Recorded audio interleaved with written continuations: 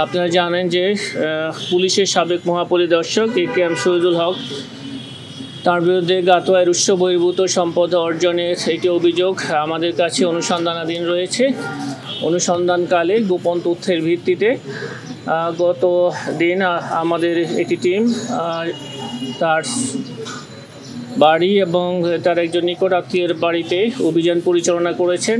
সেই অভিযানে গুরুত্বপূর্ণ অনেক আলামত সেখান থেকে উদ্ধার করা হয়েছে এবং উদ্ধারকৃত যেই তথ্যাদি তার মধ্যে রয়েছে 2টি বস্তায় 38 প্রকৃতির 48টি আলামত পাওয়া যায়, যার মধ্যে রয়েছে বিপুল মূল্যমানের সম্পদের দলিল, বিভিন্ন গোপনীয় চুক্তিপত্র, deed of agreement, power of attorney, সংঘ স্মারক, এফডিআরের ছায়ালিপি, অফার লেটার এবং ব্যাংক হিসাব বিবরণী।